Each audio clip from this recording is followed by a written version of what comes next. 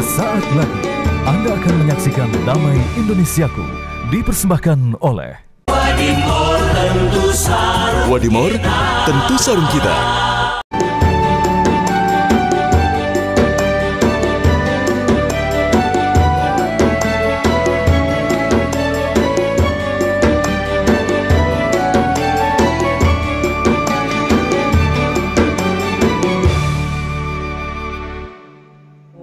Billahi minasyaitonir rajim.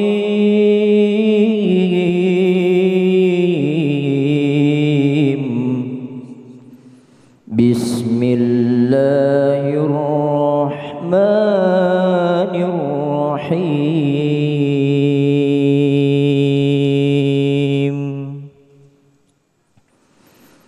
Innalladzina yuhibbuna an tashi'al fahishatu fil ladzina amanu alladzina amanu lahum adzabun alimun fid dunya wal akhirah wallahu ya'lamu wa antum la ta'lamun.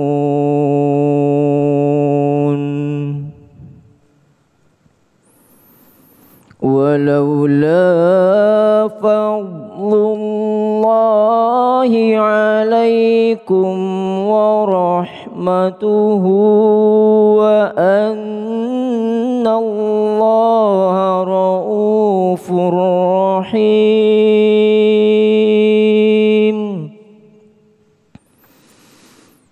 Ya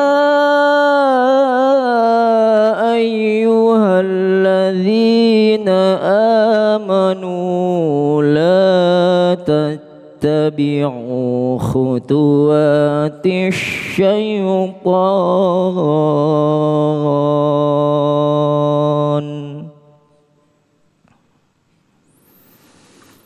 wa man yattabi' khutuwatis syaitani fa innahu ya'muru bil fahsya'i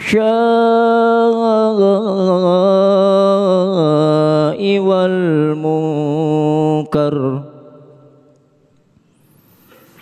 walaula fadlullahi alaikum wa rahmatuhu ma zaka minkum min ahadin abada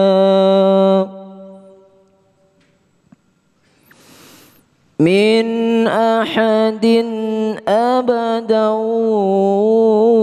walakinnallaha yuzakki man yasha'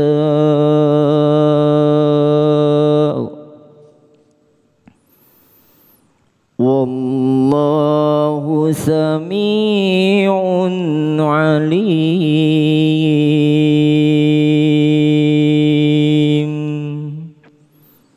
Sadaqallahul azim.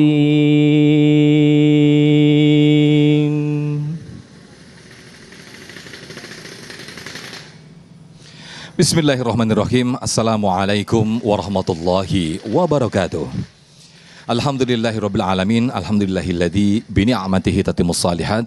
Allahumma shalli ala sayidina Muhammad wa ala ali sayidina Muhammad. Senang sekali saya Muhammad Sofyan pemirsa kembali menjumpai Anda dalam Majelis Ilmu Damai Indonesiaku. Yang pada kesempatan siang hari ini pemirsa alhamdulillah kita bersiaran langsung dari Masjid Jami Harapan Jaya, Jalan Krakatau Raya, Harapan Jaya, Bekasi, Jawa Barat. Nah, tema yang kita angkat pada kesempatan siang hari ini apa yang menjadi fenomena saat ini? Bagaimana orang semakin bangga berlomba-lomba berlomba-lomba memamerkan kemaksiatan, bahkan memamerkan dosanya. Bukankah dosa itu ataupun kesalahan itu harus kita tutup-tutupi, pemirsa? Nah, kita akan kaji bersama guru-guru kita dengan tema yang sangat menarik, yaitu berlomba-lomba membanggakan membanggakan dosa maksud kami. Nah, pemirsa, guru-guru kita telah hadir di tengah-tengah kita. Ada Habibana Habib Abdurrahman Al-Habsyi, kemudian juga Ustadz Abdurrahman Jailani atau Ujai, dan juga Ustadz Fatih Rishad.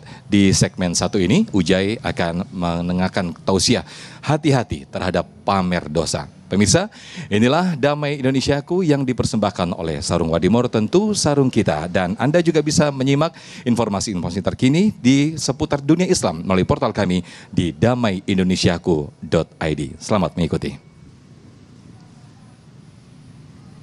Assalamualaikum warahmatullahi wabarakatuh.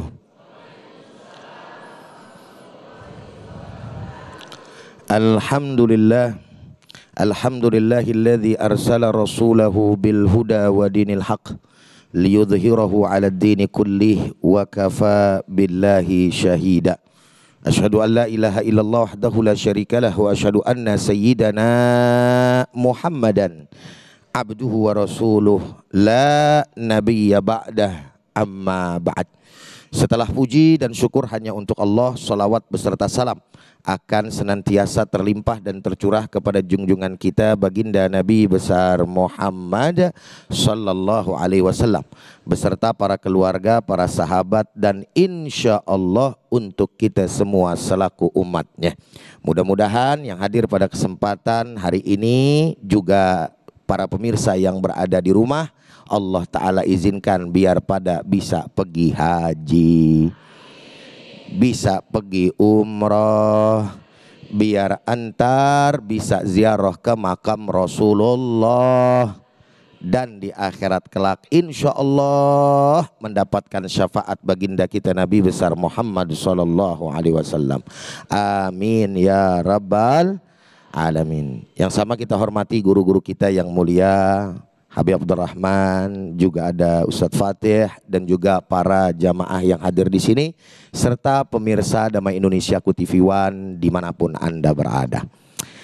Ibu-ibu, bapak-bapak yang sama dirahmati oleh Allah Subhanahu wa Ta'ala, di dalam satu hadis yang terdapat di dalam kitab Sahih Bukhari dan juga Muslim, dan diriwayatkan oleh beliau berdua, Nabi pernah bersabda. Apa kata Nabi? Nabi menyampaikan, kullu ummatin mu'afan. Setiap umatku itu hakikatnya diampuni oleh Allah Subhanahu wa Ta'ala. Illal mujahirin, kecuali orang-orang mujahirin. Apa itu yang dinamakan dengan mujahirin? Yakni wa inna minal mujaharati, dan di antara salah satu bentuk perbuatan mujaharah adalah kata Nabi Muhammad SAW, ayya'malar rajulu billaili amalan. Ada seseorang berbuat dosa di malam hari. Ustadz mau tanya, Assalamualaikum. Assalamualaikum. Alhamdulillah. Kalau dikasih salam maka wajib. Hukumnya wajib apa sunnah? Makanya jangan beng. Itu dia. Jelas apa jelas? Assalamualaikum. Nah, cakep. Bagaimana tuh orang-orang yang menjadi mujahirin gitu ya? Mujahirin bentuk jamak, perbuatannya mujaharoh. Dia udah ditutupin nama Allah Subhanahu wa Ta'ala, malam-malam berbuat dosa. Kenapa dikata malam di sini? Sebagai perumpamaan, yang namanya malam sepi apa rame? Sepi apa rame? Rame kalau di tempat maksiat. Kalau misalkan di rumah kita mah, apalagi di kamar mandi, ya sendirian udah sepi betul. Pokoknya urusannya di sini yang penting sepi aja. Malam ente buat dosa. Terus kemudian kata Nabi besar Muhammad sallallahu alaihi wasallam, summa yusbih. Kemudian datang tuh pagi. Wa qad satarallahu anhu alaihi. Allah Ta'ala udah nutupin aibnya, udah. Kagak ada yang tahu dia buat dosa, urusan dia sama Allah Subhanahu wa Ta'ala. Nih orang emang dasar ember mulutnya. Assalamualaikum. Ada nggak yang begitu? Ada. Nih yang dibilang tuh percis apa kata Nabi. Tadi di awal sama MC kita udah disampaikan tuh. Fayaqulu ya fulan amiltul barihah kada wa kada. Udah ditutupin nama Allah Subhanahu wa Ta'ala, dia yang bongkar sendiri. Bro, sini dah dikit. Malam gue, lo tahu kagak, mabok, ampe nyusruk masuk ke got gue, bangga sama dosa, udah ditutupin sama Allah. Pakai cerita lagi, perempuannya mana cakep-cakep banget lagi malam. Gua pilih salah satu nih perempuan yang paling cantik, yang paling mahal, duit gua ada. Mohon maaf lahir batin. Terus dia bilang gue pakai tuh perempuan. Berzinah, bangga saudara. Dia ceritain ke orang-orang padahal Allah Subhanahu wa Ta'ala udah nutupin. Maka saudara hadirin yang sama dirahmati oleh Allah Subhanahu wa Ta'ala, wa qad bata yasturuhu rabbuh wa yusbihu yakshifu sitrallahi anhu.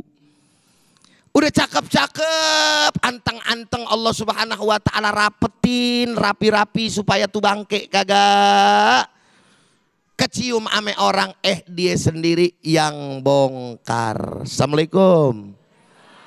Ustadz mau tanya, jawab yang kompak. Orang yang model macam kayak begitu ada apa kagak? Banyak apa dikit? Bahkan jadi tren, po. Udah jadi yang namanya fastabikul apa ya? Boro-boro kherot mah bener. Jadi perbuatan keburukan berlomba-lomba. Malah kemudian bukan wala ta'awanu 'alal birri wat taqwa, bukan. Tetapi kebalikannya. Dia pamerkan yang namanya kemaksiatan. Bahkan dia punya tujuan biar viral lah, coba itu. Itulah yang dinamakan dengan al-mujahirin, orang yang menampakkan daripada perbuatan dosa. Orang yang model macam kayak begini, po, bang, assalamualaikum. Jangan nganga aja nih mikir. Orang yang model macam kayak begini, yang lebih sulit mendapatkan hidayah dari Allah. Boro-boro dapat hidayah, murka Allah, iya. Ngapa? Allah kebangetan gedeg. Bukan gedeg lagi, gedege. Udah pakai kol-kolah kubro gitu. Bener apa kagak? Lah kata Allah Ta'ala, udah rapi gua tutupin lu yang bongkar sendiri. Bocah dah. Bangga sama maksiat, sulit. Beda sama orang, dia punya dosa. Siapa sih yang kagak punya dosa? Siapa? Oi, Assalamualaikum. Nih biar kata muka-muka sekarang kayak ahli sorga nih. Nih begini nih, kelihatan kayak orang bener. Ya. Di sini, betul apa kagak? Di kantor kita belum tahu, betul apa betul bang? Di rumah kita belum tahu, bener apa kagak po? Di masjid, kadang-kadang di masjid aja ada yang masih buat dosa. Bagus-bagus orang bawa sendal baru beli kemarin pakai dicolong. Ada yang nggak begitu? Yang ada. Kita semua nih punya dosa. Yang ngomong, nih ngeri nih. Gue mau ngomong dosa, Ustadz gitu kan. Gua kata dosa, kagak dosa, emang dasar manusia, betul kagak? Ini ada yang ngomong, saya ini kan kelihatan bener mah. Emang kenapa? Allah tutupin aib saya. Lah coba kalau misalkan aib saya kagak ditutupin sama Allah Ta'ala. Lah, ibu jangan kata ngelihat saya, baru dengar siapa yang ceramah. Ujai, pih. Ngapain Ustadz model kayak begitu dengar? Ngapain emang lah? Gue tahu bagaimana kelakuannya. Begitu. Benar apa kagak? Betul apa betul? Maka bagi kita jangan. Udah ditutupin sama Allah Subhanahu wa taala, jangan pakai cerita. Nih juga sih emang mulutnya ember. Lu. Lah yang ngomong kali. Ini baru kali ini nih gue ceramah dilawan sama perempuan nih. Benar, kali ini nih gue nih. Jelas apa jelas? Jangan kita mempertontonkan kemaksiatan dan bangga akan maksiat untuk menghindari murka Allah. Insya paham apa paham? Jelas apa jelas? Kalau udah jelas udah paham, berarti ceramahnya cukup sampai di sini aja. Baik, Masya Allah Ujai, kelihatan lebih muda nih Ujai nih.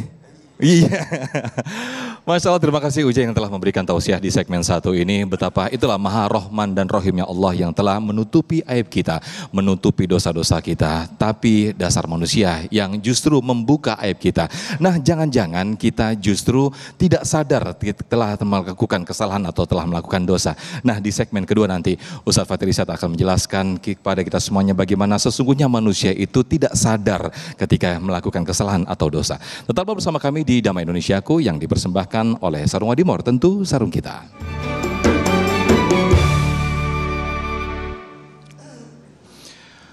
Baik, terima kasih pemirsa, masih di Damai Indonesiaku dengan tema yang sangat menarik sekali, berlomba-lomba memamerkan dosa atau berbangga dosa.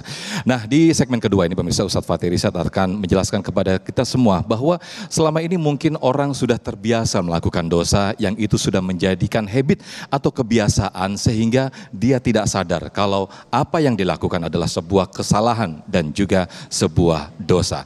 Inilah selengkapnya bersama Ustadz Fathir Isyad. Selamat mengikuti. Silakan Ustadz Fathir.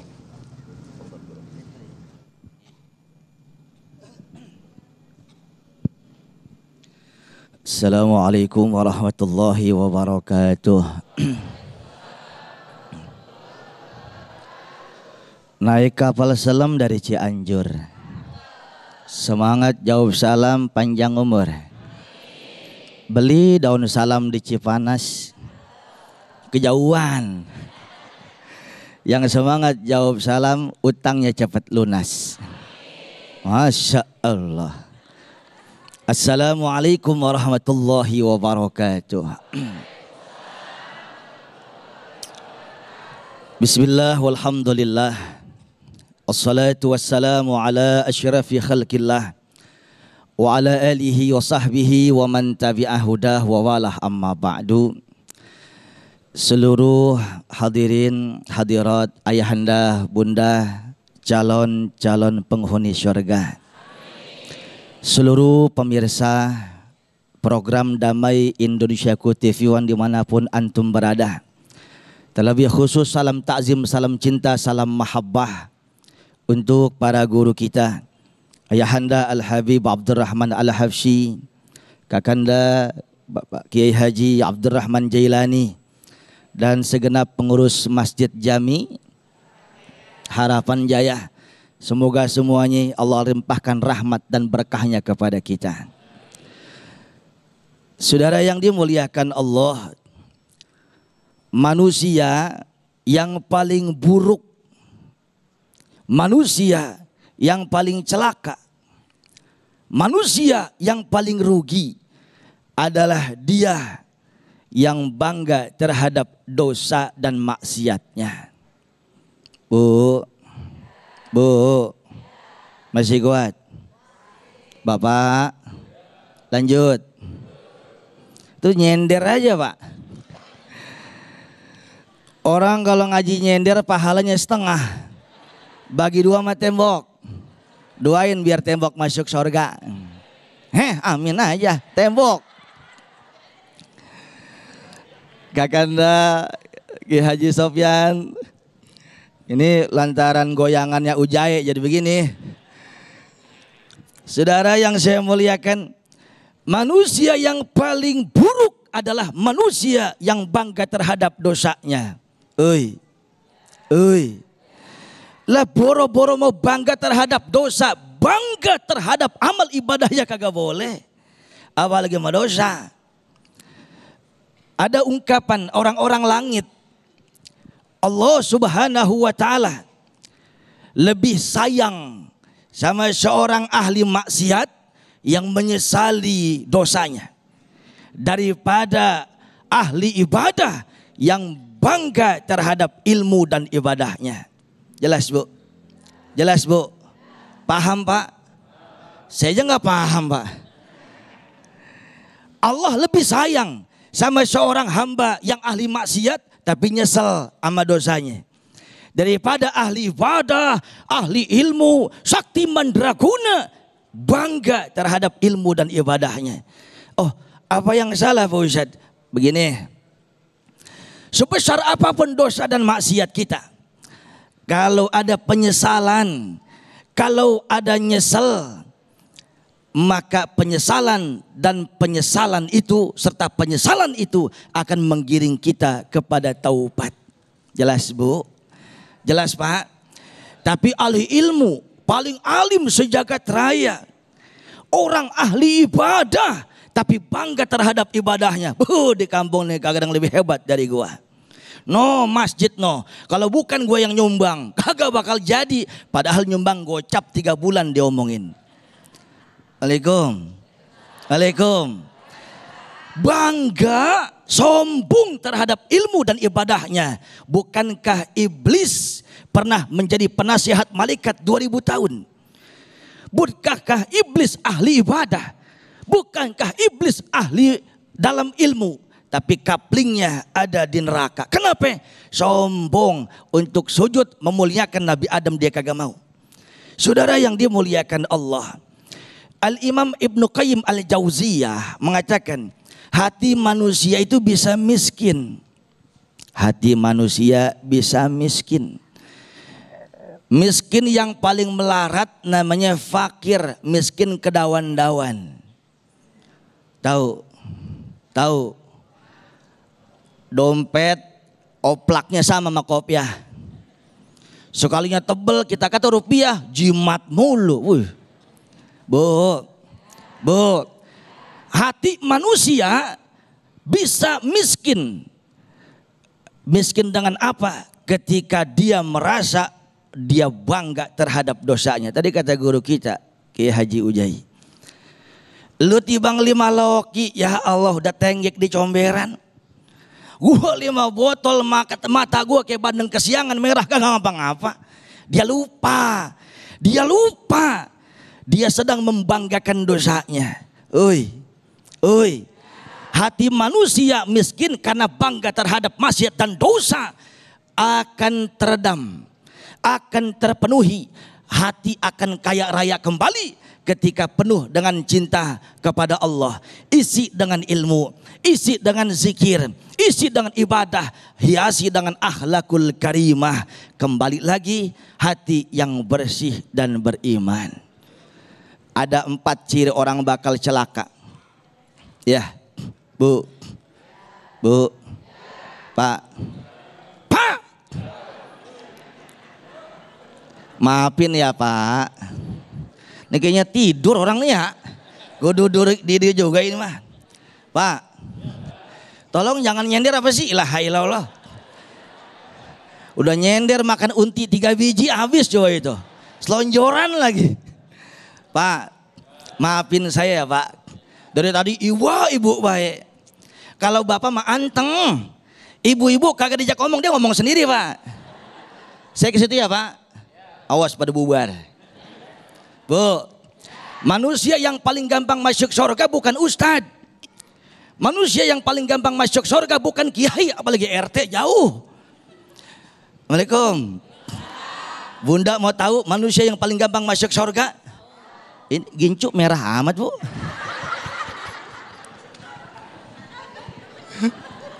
Lemes banget Ustadz ya. Rupanya manusia yang paling gampang masuk surga istri sing manut karo bojone. Sedaya ngertos boten niki? Paham? Saya nggak paham Bu. Jadi istri kagak perlu banyak ibadah, bagus-bagus bisa. istri, gak perlu banyak kajian dan zikir, bagus-bagus bisa, tapi percuma banyak ibadah, banyak zikir, banyak ilmu kalau suka meneruskan luka pada hati sosok seorang suami.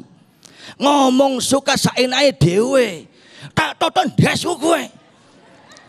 Itu tetangga saya, pendatang aslinya Harapan Jaya. Assalamualaikum. Tuh Pak, artinya apa ya saudara? Sosok seorang istri, sosok seorang siapapun dia meninggal dunia, kata Nabi, wa zaujuha an haradin, suaminya redo, suaminya ikhlas, langsung masuk surga. Jangan bangga terhadap amal ibadah. Kalau nih yang samping nih, kagak redo. Jelas? Mau masuk surga? Mau masuk surga? Pulang dari sini tanya sama suami, kalau saya mati abang redo nggak? Pasti redo. Tenang Pak.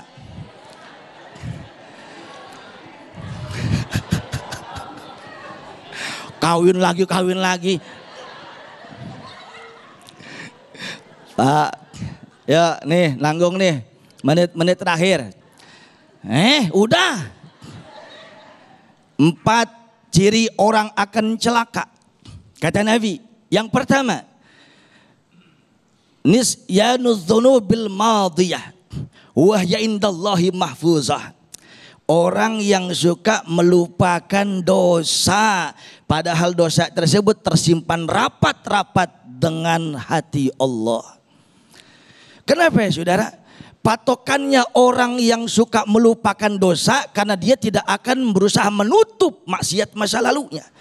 Kalau dia ingat dosa dulu, bagaimana hati mencaci, memaki sesama, ibu, ayah, luka dengan perbuatan kita yang bodoh atau kita terlalu menganggap kita adalah orang yang pintar.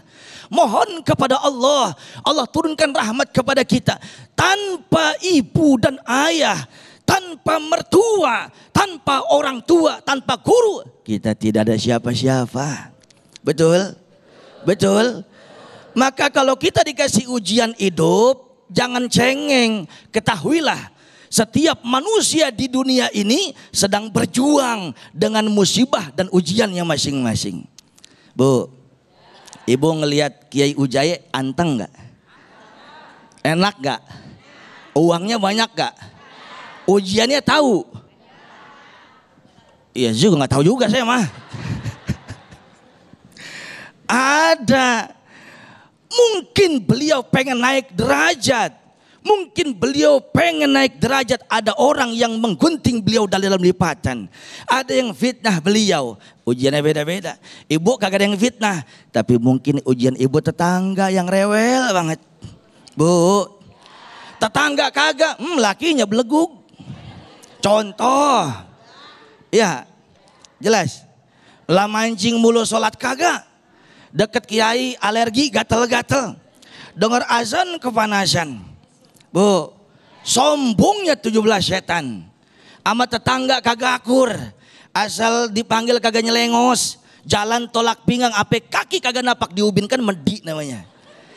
Ntar 3 lagi. Ada guru kita yang akan melanjutkan, mudah-mudahan bermanfaat.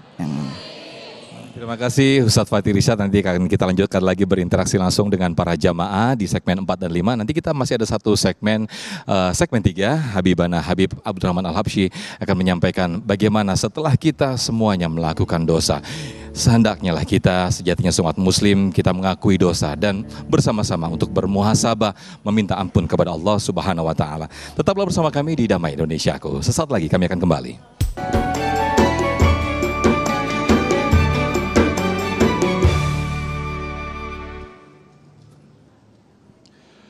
Baik, terima kasih pemirsa, masih di Damai Indonesiaku. Di segmen ketiga ini kita akan mendengarkan kisah atau kita akan diajak bersama-sama untuk bermuhasabah, untuk berintrospeksi diri setelah kita banyak melakukan kemaksiatan dan dosa. Insya Allah bersama Habibana Habib Abdurrahman Al-Habsyi. Selamat mengikuti, silakan Habib.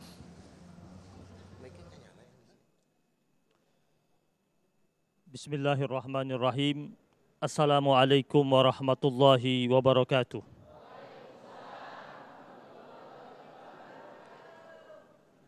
Alhamdulillahi Rabbil Alamin. Alhamdulillah ala kulli ni'amihi wa nashkurullaha min kulli khairin wa nastaghfirullaha min kulli dhanbin. Ashhadu an la ilaha illallah wahdahu la syarika lah wa ashhadu anna Muhammadan abduhu wa rasuluh. Allahumma salli wa sallim ala sayyidina Muhammad wa ala ali sayyidina Muhammad. Subuhun kudusun Rabbuna wa Rabbul malaikati warruh.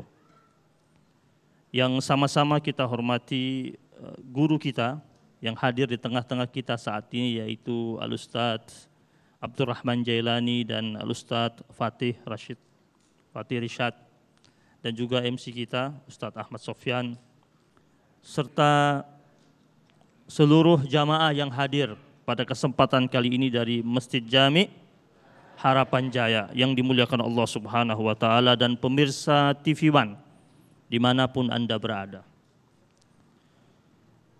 Alhamdulillah, kita bersyukur kepada Allah.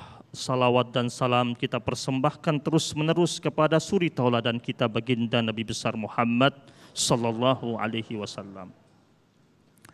Ada suatu kisah terjadi di zamannya Rasulullah sallallahu alaihi wasallam. Salah seorang sahabat Nabi yang bernama Sa'labah bin Abdurrahman. Kita kenal ada dua yang namanya Sa'labah. Yang satu Sa'labah bin Hatib, yaitu orang yang di akhir hidupnya tidak mau diterima zakatnya oleh Nabi karena setelah dia kaya dia tidak mau mengeluarkan zakatnya. Tapi sahabat Nabi yang satu ini, Sa'labah bin Abdurrahman, adalah sahabat Nabi yang begitu dekat dengan Nabi, yang senantiasa riang gembira hidupnya dan cepat menjalankan perintah-perintah sang Rasul. Suatu hari Sa'labah melewati lorong kota Madinah dan tanpa sengaja dia melihat seorang wanita yang sedang mandi. Pada waktu itu angin di kota Madinah bertiup cukup kencang sehingga pintu rumah terbuka oleh hembusan angin. Kemudian terlihat dari dalam tirai kamar mandi itu tersingkap dan ada seorang wanita sedang mandi. Dan Sa'labah tanpa sengaja menyaksikan itu. Jadi ia melihat tanpa disengaja. Langsung dia menutup matanya dan beristighfar kepada Allah dan menangis sejadi-jadinya. Dan tak berani kembali menjumpai Rasulullah sallallahu alaihi wasallam sejak saat itu. Sa'labah berlari meninggalkan kota Madinah dan menurut riwayat dia sampai di pertengahan antara kota Mekah dan Madinah. Berdiam sekian lama di tempat tersebut, hari demi hari, berganti pekan. Kemudian Rasul sallallahu alaihi wasallam bertanya kepada sahabat-sahabat tentang Sa'labah bin Abdurrahman yang sudah berhari-hari tak dijumpai oleh Rasulullah sallallahu alaihi wasallam. Kemudian Rasul memerintahkan dua orang sahabatnya, yaitu Umar ibn Khattab dan Salman Al-Farisi, untuk mencari Sa'labah ini. Mereka mencarinya hingga sampai keluar kota Madinah dan bertemu dengan seorang penggembala namanya Zufafah. Kemudian penggembala tersebut ketika ditanya oleh Umar ibn Khattab tentang seseorang dengan postur tubuhnya sekian, rambutnya seperti ini, bagaimana cara bicaranya dan wajahnya seperti apa, setelah disebutkan ciri-cirinya, kata Zufafah, orang yang kau sebut itu aku pernah jumpa, tetapi ada satu yang berbeda. Engkau mengatakan orangnya periang, tapi aku jumpa orang itu tidak dalam keadaan riang gembira. Hari-hari dia menangis dan setiap malam dia turun dari lereng bukit sambil menangis dan berteriak mengakui segala macam bentuk dosa yang telah terjadi dalam dirinya. Hingga akhirnya singkat cerita, Umar ibn Khattab dan Salman Al-Farisi menanti. Ketika malam tiba, Sa'labah bin Abdurrahman turun dari atas bukit. Kemudian setelah itu didekati oleh Umar bin Khattab radhiyallahu taala anhu dan disapa oleh Umar bin Khattab. Kata Sa'labah, untuk apa kau datang kemari? Aku diperintahkan oleh Rasul untuk menjemputmu. Kata Sa'labah bin Abdurrahman, tak mungkin aku berjumpa dengan Rasul. Aku ini manusia penuh dengan dosa. Lalu kata Umar ibn Khattab, engkau lebih berdosa lagi kalau engkau tidak mau ikut bersama aku. Karena aku datang kemari untuk menjemput engkau dan ini perintah Rasulullah. Sa'labah akhirnya berangkat bersama Umar ibn Khattab dan Salman Al-Farisi. dan sampai dia berjumpa dengan Rasul. Dan menurut riwayat ketika dia sampai dihantarkan ke hadapan Rasul, dia menyaksikan Nabi sedang sholat membaca beberapa firman Allah dan dia jatuh pingsan. Kemudian diangkat oleh sahabat-sahabat Nabi, dibawa pulang ke rumahnya. Setelah Nabi selesai sholat, Nabi tanya, mana itu Sa'labah? Kata sahabat-sahabat Nabi, dia pingsan wahai Rasul, sekarang kami letakkan dia di rumahnya. Apa boleh kami bawa dia kemari? Kata Nabi, tidak. Aku yang datang menyamparinya. Nabi datang mengunjungi Sa'labah. Orangnya sudah sakit keras dan pingsan berkali-kali. Kemudian Rasulullah SAW mengangkat kepalanya Sa'labah dan meletakkan di pangkuannya. Dan ketika Sa'labah tersadar dari pingsannya dan dia menatap wajah sang Rasul SAW, langsung dia segera menggeser kepalanya. Kata Nabi, kenapa kau geser kepalamu wahai Sa'labah? Ya Rasulullah, mana pantas kepala yang penuh isi dengan dosa ini berada di atas pangkuanmu yang mulia. Ini ucapan Sa'labah. Nabi mengatakan kenapa? Terus diceritakan apa yang terjadi pada dirinya. Ini dosa yang terjadi pada salah seorang sahabat Nabi, yang dosa tersebut terjadi tidak disengaja olehnya. Kita bisa bayangkan para sahabat-sahabat Nabi itu. Dosa yang tidak disengaja saja dia takut sekali. Bahkan kata Anas bin Malik radhiyallahu taala anhu ketika Anas bin Malik bertemu dengan para tabi'in. Anas bin Malik sahabat Nabi yang usianya cukup panjang karena itu anugerah Allah Subhanahu wa taala kepadanya berkat doanya Rasulullah sallallahu alaihi wasallam. Ketika Nabi berdoa, Allahumma barik, ya Allah berikanlah keberkahan buat Anas bin Malik dalam hal rizkinya dan umurnya. Dia ketika bertemu dengan para tabi'in, Anas bin Malik berkata, sesungguhnya kami para sahabat-sahabat Nabi kalau melihat sebuah dosa, kami merasa seakan-akan ada gunung besar yang menghimpit di atas pundak kami. Tidak seperti orang-orang zaman sekarang ketika mereka melihat dosa, seperti kadzubab marra ala anfihi, seperti lalat yang hanya lewat di sekitar hidungnya, ditepis begitu saja. Ini kekhawatiran Anas bin Malik radhiyallahu taala anhu dan ternyata kekhawatiran Anas bin Malik radhiyallahu taala anhu terbukti. Terjadi pada zaman ini.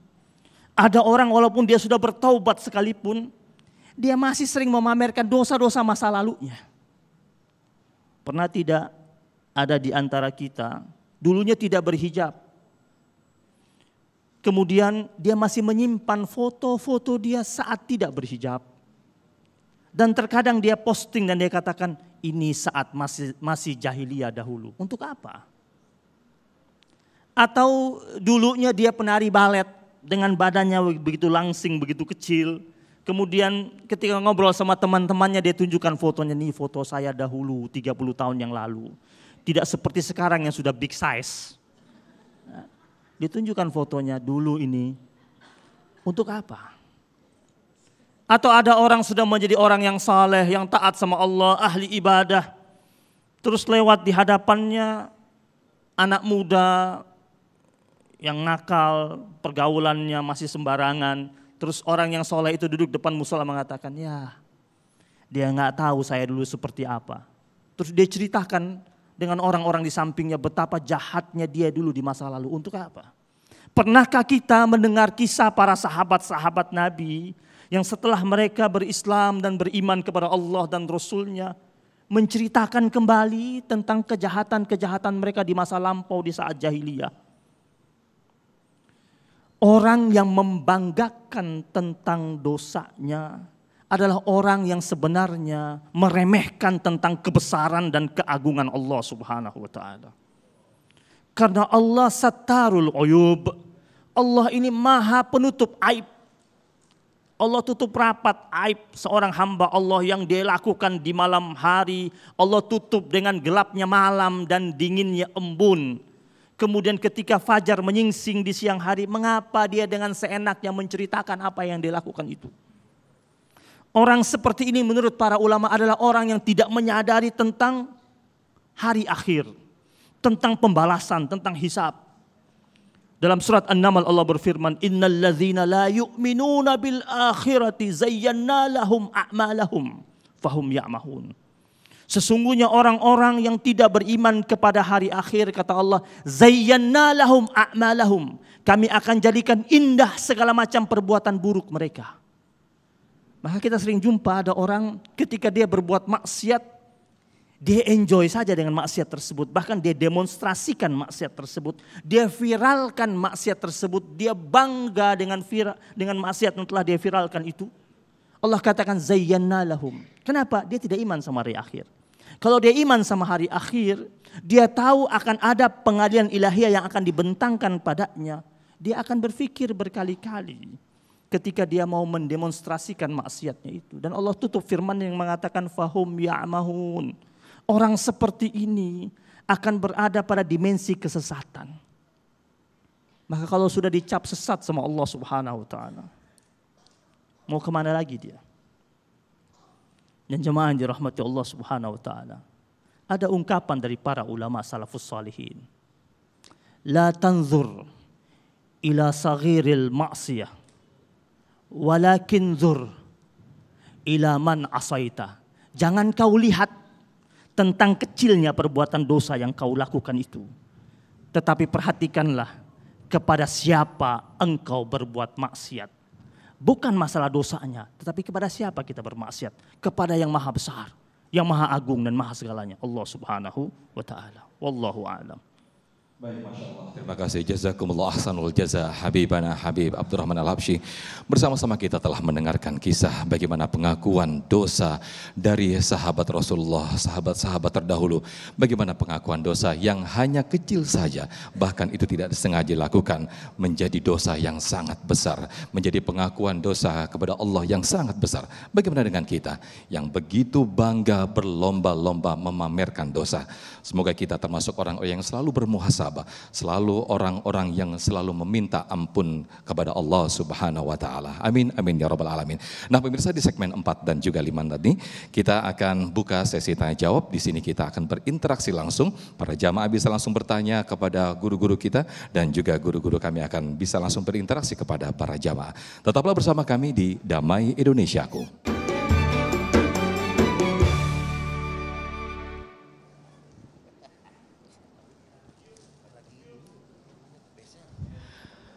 Baik, terima kasih pemirsa, masih di Damai Indonesiaku. Di segmen ini adalah segmen tanya jawab di mana para jamaah bisa langsung menanyakan sejumlah pertanyaan yang insya Allah dijawab guru-guru kita. Ada Ujai dan juga Ustadz Fatih Rizad. Begitu juga nanti Ujai dan juga Ustadz Fatih Rizad bisa langsung berinteraksi langsung, bisa bertanya langsung mengenai pengalaman hidup, kemudian juga bisa tanya dengan sesuai tema kita, bagaimana sekarang ini banyak sekali manusia berlomba-lomba memamerkan dosa atau berbangga-bangga terhadap dosanya. Nah, kami persilahkan terlebih dahulu untuk jamaah dari bapak-bapak untuk bertanya, insya Allah nanti akan dijawab oleh guru kita Ustadz Fatih Rizad ya.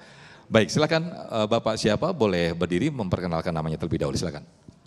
Assalamualaikum warahmatullahi wabarakatuh. Waalaikumsalam warahmatullahi wabarakatuh.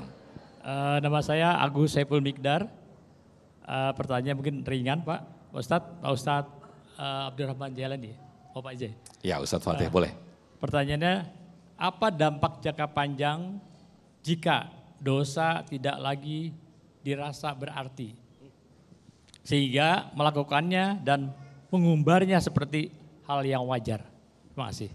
Baik, terima kasih, pertanyaan yang sangat menarik sekali. Nah, ini Ustadz Fatih enaknya bisa langsung turun nih, bisa langsung ngobrol dengan jamaah untuk menjawab pertanyaan tadi. Silakan Ustadz Fatih Rizad.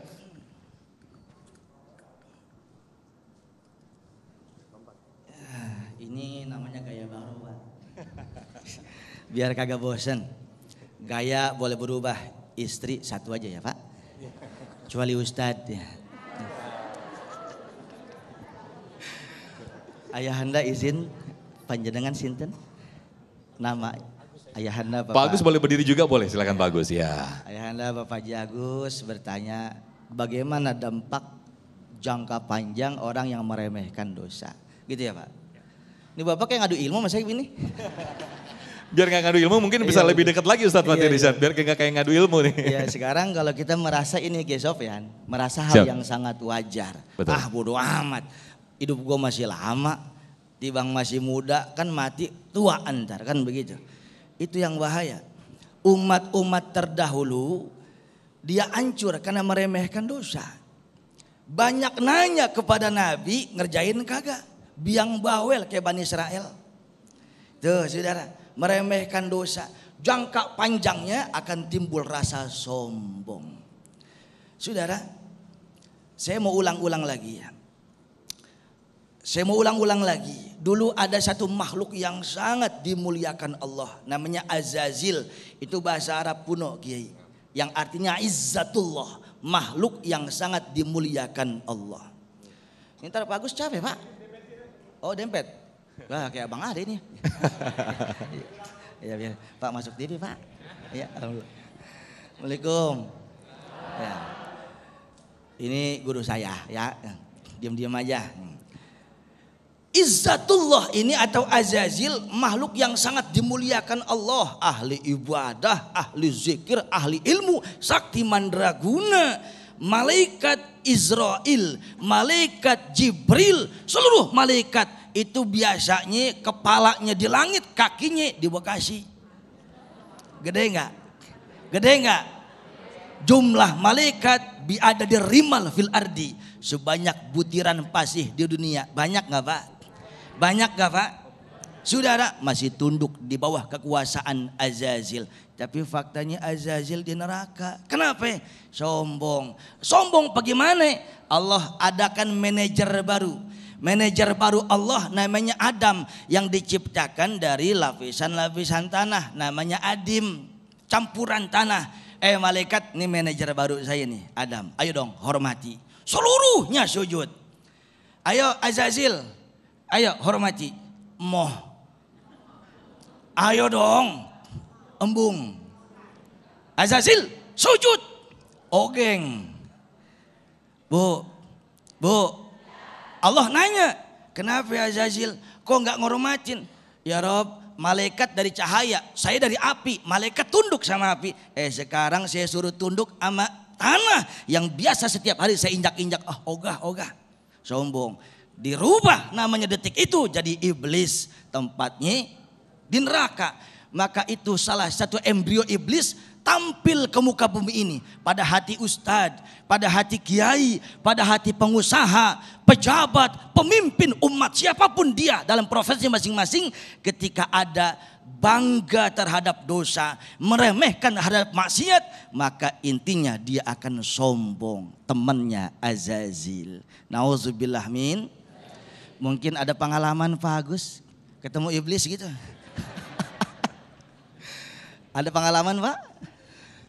Enggak ada? Ayo udah. Baik, terima cukup kasih. Pak. Alhamdulillah. Baik, terima kasih Pak Gus. Nah, sekarang Ustadz Fatih Rizal kalau tadi sudah berinteraksi dengan jamaah, Bapak-bapak, ibu-ibu waktunya sekarang. Oh iya, giliran makhluk halus. Mama nih, silakan Ustadz Fatih. Ada yang juga ditanyakan nih Ustadz. Bu, ibu makhluk halus makhluk kasar. Mau dialusin dikasarin? Baik Bunda, calon bidadari syurga. Saya doain biar cepat masuk syurga. Yang udah kadang ngomong amin 2 minggu tewas. Mudah-mudahan panjang umur. Mungkin Bunda ada pertanyaan? Oh monggo silahkan Bun. Silakan boleh berdiri. Disebutkan namanya Ibu. Assalamualaikum Ustadz. Nama saya Lili Supresmi dari Alumahat Masjid Jami Harapan Jaya. Tadi Ustadz dalam tausiahnya menceritakan tentang orang yang membanggakan dengan dosa atau memamerkan dosa. Sekarang yang akan saya tanyakan, apakah membanggakan perbuatan dosa ini tergolong penyakit psikologis atau sekedar kebodohan dari orang yang memamerkan atau merupakan kesombongan diri? Dan apakah penyakit ini berbeda secara hukum? Mohon penjelasan Ustadz. Kami persilakan Ustadz. Saya berasa di kampus ini ya.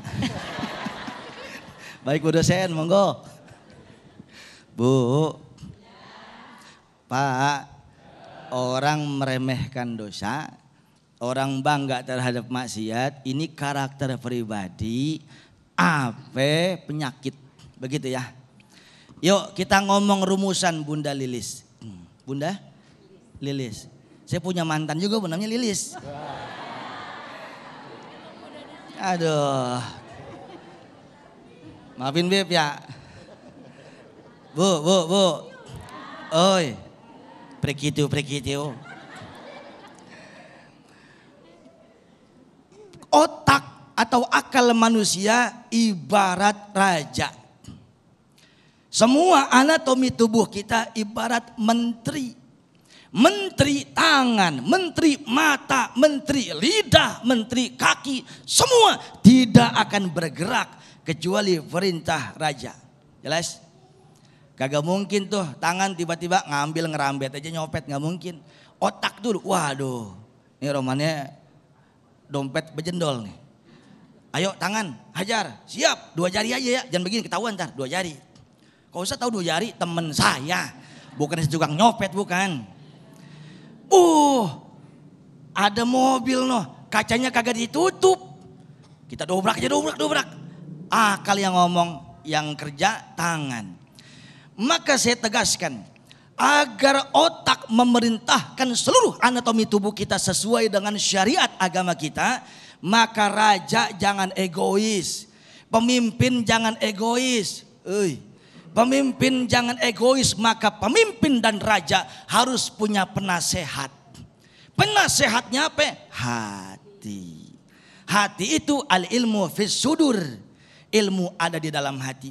Kalau yang masuk ke hati ilmu agama, ilmu cinta kepada ahlul bait, cinta kepada ulama, cinta kepada sesama, cinta kepada alam semesta, maka timbul otak ini positive thinking. Tapi kalau ilmu yang masuk galau tingkat kabupaten.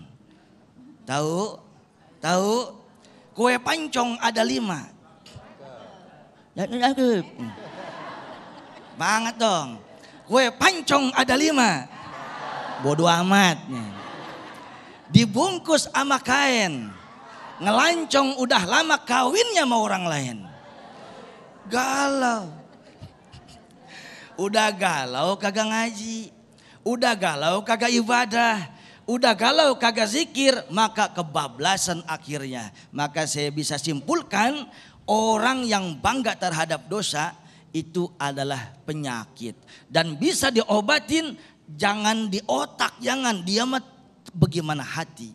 Caranya adalah perbanyak zikir, perbanyak ibadah, perbanyak kita dekat kepada ulama dan para habaib. Dan ingat, landaskan ikhlas karena Allah, jangan ibadah karena manusia.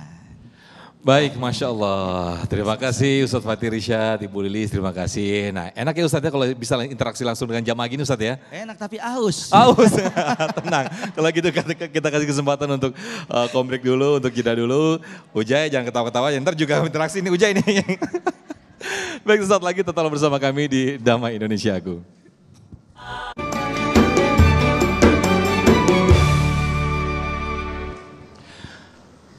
Baik, alhamdulillahirrahmanirrahim, kita masih di Damai Indonesiaku dan masih di segmen tanya jawab atau interaksi langsung. Kalau tadi Ustadz Fathir Irsyad yang berinteraksi langsung kepada para jamaah bapak-bapak dan juga jamaah ibu-ibu. Nah, Ustadz Ujai udah siap dengan mic-nya, ini ada 2 penanya yang sudah siap dengan pertanyaannya. Ada bapak-bapak dan juga ada ibu-ibu. Silakan boleh langsung ke jamaah bapak-bapak terlebih dahulu. Ujai, ada pertanyaan-pertanyaan yang sudah disiapkan. Silakan. Baik, terima kasih. Giliran aneh sekarang.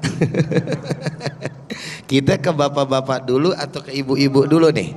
Bapak-bapak. Mana yang bapak kita mau nanya? Oke, sebutin namanya dulu Bang. Assalamualaikum. Alhamdulillah. Mic-nya dipakai, Pak. Silakan. Mic-nya dipakai. Waalaikumsalam warahmatullahi wabarakatuh. Tafadhol, silakan. Alhamdulillah Ustaz dengan kesempatan ini, dan Masya Allah tadi tausiahnya saya tertarik dengan judul itu, penyampaian dan beberapa pertanyaan nih Insya Allah. Jadi gini, perbuatan dosa itu atau maksiat itu memang perbuatan yang sangat buruk ya. Tetapi dosa meremehkan atau menyepelekan atau menjelekan ulama itu kadang-kadang tidak menjadikan satu ukuran, karena lebih memahami kepada ulama yang diyakininya dengan ulama tersebut.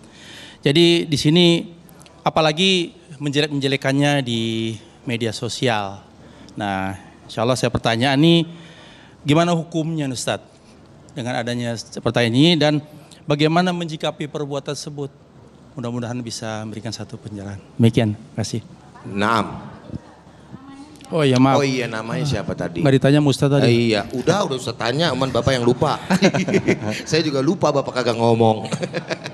Siapa ya? Saya dengan Budi Purwanto. Budi Purwanto, siap Bapak Budi Purwanto. Ini bertanya, Bapak boleh sambil duduk. Bab kalau ntar diri terus juga kayak orang disetrap Bang. Ujai juga boleh sambil duduk, Ujai boleh. Iya. Oke, ini lagi latihan nih soalnya segmen baru model macam kayak begini ya. Nah bapak-bapak, ibu-ibu yang sama dirahmati oleh Allah, ini pertanyaan juga sangat bagus nih Bang. Kenapa? Karena hal yang seperti ini menjadi sebuah fenomena yang baru. Padahal fenomena itu adalah sesuatu yang buruk, betul nggak? Orang dulu bukan nggak boleh kritik, bukan enggak boleh yang namanya meluruskan walaupun dia seorang ulama. Karena memang mengingatkan, nasihat menasehati itu kan bagian daripada konsep agama juga, betul nggak? Makanya di dalam surat yang ibu-ibu sama bapak-bapak paling doyan dan pasti bapak sama ibu udah hafal. Yeah. Wal asri innal lafi illal amanu watawa. Masya Allah, mak apa? Ngapa emang kedoyanannya itu surat? Betul kagak? Pokoknya nih kaban saban sholat saya udah tebak muka-muka yang model kayak begini nih. Yeah. Paling panjang wal asri sama tabat yada. Ya kan? Tabat yada sama wal asri udahan, kul huwallahu ahad. Kul huwallahu ahad udahan, ya al-falaq sama Anas. Rada capek sedikit mau buru-buru ina atoina. Bener apa bener? Ngapa jadi ke situ arah kita ini? balik lagi. Tuh kan apa gua kata, orang sini doang yang berani sama kiai. Saudara hadirin yang sama dirahmati oleh Allah Subhanahu wa taala. Jadi tugas kita memang nasihat menasehati. Betul kagak? Nah kadang-kadang kalau bicara nasihat aja Pak, Imam Syafi'i bilang enggak boleh depan muka orang. Betul. Ustadz Fatih ame Habib Abdurrahman salah. Atau sebaliknya saya salah. Ini kan sama-sama penceramah nih. Iya kan? Terus umpamanya saya ceramah ada yang salah nih, ada yang salah. Ya. Terus kemudian karena memang saya salah harus diluruskan, tapi tiba-tiba Ustadz Fatih naik ceramah. Tadi ngomong-ngomong bapak-bapak ibu-ibu tuh yang disamen Ustadz Ujai itu salah tuh, jangan begitu, ntar sesat tuh urusannya itu. Assalamualaikum. Kira-kira saya nyengir apa langsung nyek gitu kira-kira? Hah? Cara nasehatin aja, jangan depan orang. Kalaupun ibarat kata depan orangnya, pakai cara yang sekiranya bagaimana dia kagak kesinggung. Lu betul-betul aja pengalaman kayaknya ini. Iya. Bener gak? Sayyidina Husain dan Hasan sama Husain. Siapa itu?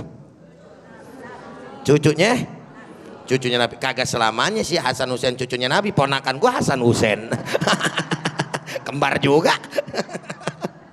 Tapi yang dimaksud adalah cucu Nabi. Ya kan?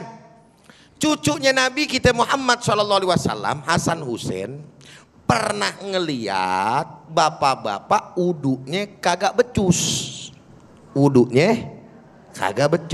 Itu bahasa mana ya becus ya? Emang orang Bekasi ngerti yang begitu? Oradanta kagak jelas wudunya, kagak sesuai sama hukum. Bekasi itu ya oradanta ya. Ini muka-muka oradanta begini nih ya. Dah, Terus kemudian bagaimana nih, kan kagak mungkin, apalagi dia anak bocah. Tapi subhanallah anak bocah punya yang namanya cara. Besok diajarin, aneh lupa siapa yang jadi pelakunya, siapa yang jadi ngajarin, lupa, pokoknya berdua aja itu ya. Terus diajarin nih yang salah satunya, dia cerita, dia ngambil air wudhu. Coba kamu ngambil air wudhu dek, gitu kan. Terus cara wudhu nih yang begini, yang benar begini, bukan begitu, kamu salah. Dilihat sama orang yang tadi salah. Oh iya tadi gue wudhu begitu, salah gue. Masa gue kalah anak kecil gitu kan. Tapi akhirnya dia kesinggung gak? Kenapa? Karena dia adik kakak lagi saling ngajarin. Bukan ngajarin si bapak. Tuh subhanallah. Punya yang namanya cara. Betul. Kalau soal sekarang orang-orang tadi seperti Ustadz Fatih bilang, sombong. Bah ilaha illallah, lagunya udah kayak yang namanya ilmunya selangit. Jangan kata ibaratnya dia punya disiplin ilmu, boro-boro yang dikritik masih apa? Ulamanya kayak apa? Bukan gak boleh dikritik, ulama boleh. Tapi lagunya udah kayak yang paling alim. Bikin video hajar yang namanya Ustadz ini. Kan lagi rame begitu tuh main hajar-hajaran tuh. Kelompok yang nih ngajar yang nih. Ini nih terdapat syubhat. Wah, dari Ustadz Fulan bin Fulan pada saat beliau menerangkan ini. Wah, mestinya minta maaf aja dong tuh Ustadz segala macam. Dijadiin yang namanya konten. Bukannya boleh atau kagak boleh. Nggak masalah kalau misalkan perkara itu adalah perkara yang sekiranya memang menjadi bab usul. Tahu nggak? Assalamualaikum. Misalnya, gue jadi panjang kemarin nih urusan ini. Ibu-ibu sama bapak-bapak nih saya ngejawab begini, paham apa kagak sih? Pokoknya paham kagak paham, belaga paham aja dah gitu ya. Pokoknya ngerti kagak ngerti, belaga ngerti. Udah gitu aja udah begitu ya. Yang penting gue aman aja, udah gitu aja. Mudah-mudahan Allah Subhanahu wa taala memberikan kebaikan buat kita semua. Amin. Ya. Kalau masalah ada orang secara usul umpamanya, ini kiai atau misalkan ngaku kiai, tapi berbeda dalam prinsip agama yang fundamental. Misalnya haji, ada orang ngomong nih kiai, haji itu perginya ke Condet Gang Bulu, bukan ke Arab Saudi, bukan ke Mekah, betul? Inilah agama Islam yang sebenarnya kata dia. Terus kita dengar, biar kata pengikutnya banyak, kira-kira kita lempengin apa kagak nih orang? Lurusin apa kagak nih orang? Karena dia ngomongnya di sosial media, ya kita juga sampaikan di sosial media, boleh. Kenapa? Udah jelas perkaranya, betul apa benar? Salahnya tuh udah parah, fatal gitu loh. Baru kita kemukakan dalil, dia ngelawan, kita lawan lagi dengan hujah dan dalil, nggak apa-apa. Tapi kalau misalkan persoalannya masih sekitar ranah ikhtilaf, sampai budak beuban, udah sama, nggak rapi-rapi, bener gak? Kayak contoh dah, masalah tahlilan umpamanya, masalah yang namanya maulid Nabi umpamanya, ya. Dari zaman jebot, aneh masih kecil, ya, masih main gundu di lapangan begitu. Sampai gini hari udah ada, main salah-salahan kayak gitu kagak rapi saudara. Musik haram apa kagak haram umpamanya, dari dulu udah ada perbedaan tuh saudara hadirin. Nggak rapi urusannya, betul. Ini yang ranah begitu, apalagi bang, yang sekarang walaupun tuh orang berilmu, tapi faedahnya kagak ada, jadi buat ribut. Segala yang namanya nasab orang mohon maaf dicari-cari, betul apa kagak? Terus kemudian dibatal-batalin, bukan cucunya Anuh, bukan cucunya ini. Ampe gini hari kagak kelar. Baik. Assalamualaikum. Waalaikumsalam. Jelas apa jelas? Udahan bang, urusannya. Udah Ini kelar. kepanjangan nih Bapak. Iya, kepanjangan Ibu-ibu nggak soalnya kebagian ini. nih Ujai. Iya. Masih ada sedikit waktu Masih ada buat sedikit ibu-ibu. waktu. Silakan Ujai. Enggak, Silakan, kalau ibu-ibu. udah Ustadz Sofyan ngomong baik. Nah, Iya. itu emang udah kode masalahnya itu. Silakan, masih ada Iya, waktu sekarang, sedikit Pok. ibu-ibu. Silakan deh, biar adil nih Ujai Biar urusannya. adil, biar adil. Udah siapa yang mau nanya? Silakan ibu-ibu. Waduh, ini kayaknya ustazah ini mah. Masya Allah, udah kelihatan ustazah mah. Ya, ustazah nanya sama bocah ini. Silakan ustazah. Bismillahirrahmanirrahim. Assalamualaikum warahmatullahi wabarakatuh. Waalaikumsalam warahmatullahi wabarakatuh. Saya tertarik banget ini, materinya bagus banget. Alhamdulillah. Tiga Bara Habib ini bagus banget. Nah, Ini mau apa ya? Mau tanya fenomena sekarang yang ada di saya belum memperkenalkan. iya silakan ustazah. Iya. Nama saya Endang Juliati. Nah, ya. Endang Juliati. Juliati pakai Z. Oh, Suliati pakai dibenerin ya, beda dikit ya. Iya. Jangan pakai J, Iya, ustazah, pakai iya, Z. iya benar. Baik, Iya, langsung iya, Ibu. silakan. Iya. Saya adalah jamaah di Proklama Masjid Jami Harapanjaya ini untuk kajian tahsin. Betul. Iya. Alhamdulillah. Iya. Nah, ini saya ingin bertanya nih. Sekarang ini memang kan marak ya bangga dengan kemaksiatan. Betul. Nah, sebetulnya fenomena apa sih yang terjadi di era media sosial ini? Ya. Begitu bangganya, ya saya sih alhamdulillah nggak punya TV Ustadz. Oh Masya Allah. Iya, saya nggak punya TV Ustadz. Iya. Berarti kagak pernah nonton saya berarti. Di sini Nonton, doang. nontonnya di YouTube Ustadz. Oh, nonton di YouTube, iya. Ya terus. Oke, Dan silakan, Bu. di mana kemudian interaksi tanpa batas itu justru dimanfaatkan secara negatif. Betul. Ya. Nah, seperti pamer perbuatan dosa yang dilakukan dengan penuh kebanggaan. Saya miris kalau ngeliatin Betul. isinya YouTube yang begitu ya. Naam. Kadang-kadang saya bilang astagfirullahaladzim. Nah, seperti itu. Nah. Bagaimana Ustadz? Siap. Assalamualaikum warahmatullahi wabarakatuh. Waalaikumsalam warahmatullahi wabarakatuh. Ustazah kita inti dan poinnya apa ya? Miris terhadap situasi dan kondisi yang ada pada saat sekarang ini. Tapi memang perkara itu nggak bisa kita bendung karena sudah merupakan zaman yang kita jalani sekarang ini. Beda zaman dulu sama zaman sekarang, betul nggak Kak? Tetapi semuanya akan bisa dikontrol kalau kita sebagai orang tua nih yang saat sekarang ini betul-betul lebih memperhatikan situasi dan kondisi perkembangan zaman terhadap anak-anak kita. Bukan gak ada manfaatnya sosial media buat dakwah luar biasa gitu kan. Tapi juga sisi negatifnya sangat amat juga luar biasa. Maka kontrol daripada orang tua gitu kan. Dan kita semuanya kalau tanpa ada agama ini yang berbahaya. Kadang yang udah punya agamanya aja belum tentu make yang namanya ilmunya. Betul apa betul? Ustadz Sofyan udah berdiri baru gua kata apa? Iya. Nanti kita sambung di luar. Kita Ujai. sambung di luar. Baik. Maafin ustazah gitu aja. Inti poinnya Ya. adalah kuatkan dengan ilmu. Ilmu akanlah melahirkan ketakwaan.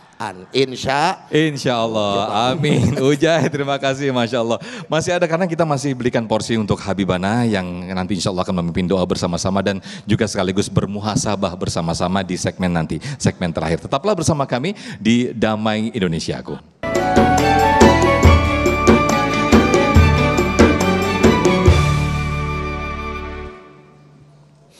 Baik, terima kasih pemirsa. Tidak terasa kita sudah di penghujung program Damai Indonesiaku dan sesaat lagi kita akan bersama guru kita Habib Abdurrahman Al-Habsyi untuk bermuhasabah dan doa bersama-sama. Dan saya perlu ingatkan kembali pemirsa, sesaat setelah Damai Indonesiaku ini tayang, kita akan hadirkan program Indonesia Mengingat. Nah, di situ Anda bisa menyimak kembali, kami akan tayangkan kembali guru-guru kami di Damai Indonesiaku dan juga termasuk ustadz-ustadz kami yang sudah almarhum di Damai Indonesiaku akan kami tayangkan kembali tausiah beliau. Ingat, yaitu Indonesia Mengingat sesaat nanti setelah Damai Indonesiaku live tayang ya. Dan akhirnya saya Muhammad Sofyan mewakili kru yang bertugas serta Sarung Wadimor tentu Sarung kita mengucapkan terima kasih. Wabillahi taufiq wal hidayah. Wassalamualaikum warahmatullahi wabarakatuh.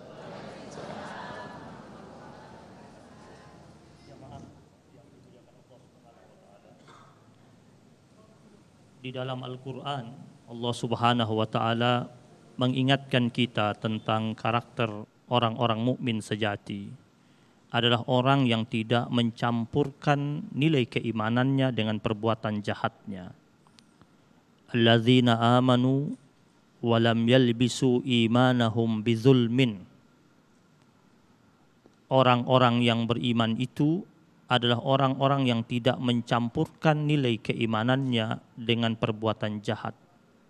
Ulaika lahumul amnu wa hum muhtadun. Mereka itulah yang akhirnya mendapatkan rasa aman dalam hatinya. Karena orang kalau dia berbuat dosa dan cepat kembali kepada Allah dan menghiasi hatinya dengan nilai keimanan, dia akan merasakan rasa aman. Karena pembuat dosa itu biasanya hatinya tidak nyaman, walaupun dia publish dosanya itu. Wahum muhtadun. Dan orang-orang seperti itu kelak akan mendapatkan petunjuk dari Allah Subhanahu wa taala. Pendosa yang menyembunyikan dosa saja sulit untuk mendapatkan petunjuk dari Sang Pencipta, apalagi ketika dia menunjukkan dosanya di hadapan orang lain. Kemudian dalam firman Allah yang lain, Allah katakan, wa innal ladzina la yu'minuna bil akhirati anis sirati lanakibun. Orang-orang yang tidak beriman kepada hari akhir, tidak percaya akan ada hukuman dari Allah yang bakal disidangkan di hadapannya, mereka itu adalah orang-orang yang menyimpang dari jalan yang lurus. Tentu kita tidak mau menjadi hamba Allah yang menyimpang dari jalan yang lurus tersebut. Dan Allah Subhanahu wa taala menghibur kita jika kita betul-betul cepat kembali kepada Allah Subhanahu wa taala dalam firman-Nya, faman taba min ba'di zulmihi wa aslaha. Maka barang siapa yang bertaubat setelah kejahatan atau dosa yang telah dia buat, wa aslaha, dan segera memperbaiki dirinya dengan perbuatan-perbuatan baik berikutnya, fa innallaha yatubu alaihi, maka sesungguhnya Allah Subhanahu wa taala dengan segera menerima taubatnya. Innallaha ghafurur rahim, sesungguhnya Allah Subhanahu wa taala Maha Pengampun dan penuh kasih.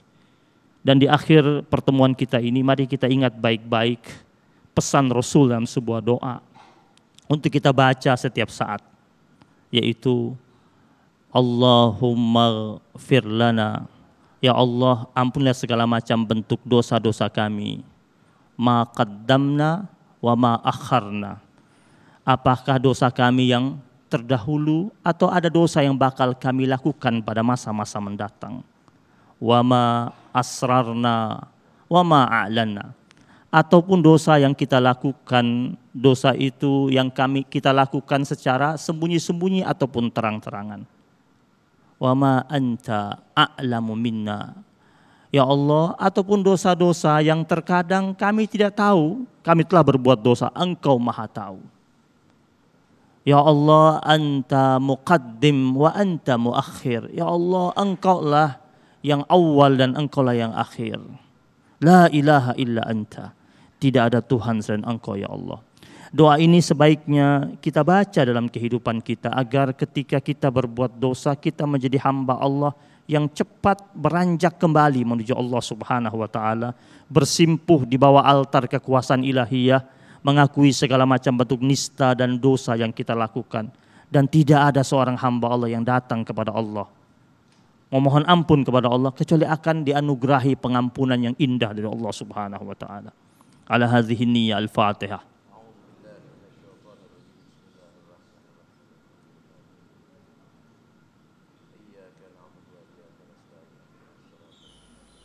Rabbana taqabbal minna innaka antas samiul alim wa tub alaina ya maulana innaka antat tawwabur rahim. Wa sallallahu ala sayyidina Muhammadin nabiyil ummi wa ala alihi wa sahbihi wa baraka wa sallam. Alhamdulillahi rabbil alamin.